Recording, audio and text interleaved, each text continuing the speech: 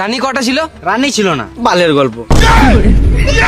তোদের দ্বারা হবে না, তোরা চোর চেচুরি থাকবি, তোরা গান মারা আমি ঘর চললাম। না না, বলো বলো বলো।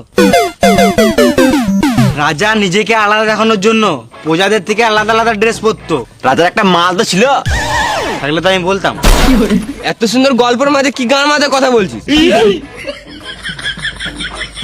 রাজা ভাবতো প্রজাদের মতন ড্রেস পরলে রাজার সম্মান কমে যাবে, ওই জন্য রাজা লাল, নীল, হলুদ, সবুজ এইরকম জামা প্যান্ট পরতো। যেমন ধরেলে তোদের মতন ওই ফাটা প্যান্ট, আমার মতন পুতুলবালা জামা, চিকমিক চিকমিক জামা, ওই যে রং বেরঙের জামা প্যান্ট এইসব পরতো।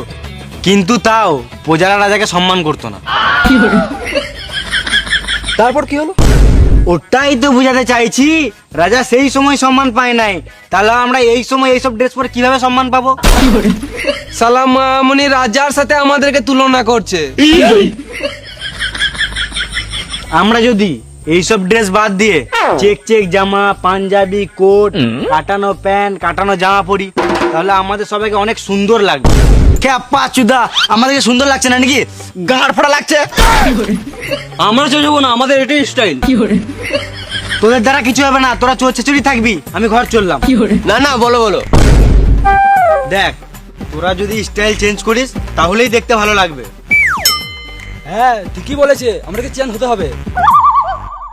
দেখ, ভিখারিরাও ছেঁড়া জামা কাপড় পরে আর তোরাও ছেঁড়া জামা কাপড় পরছিস, তাহলে ভিখারি আর তোদের মধ্যে পার্থক্য কি?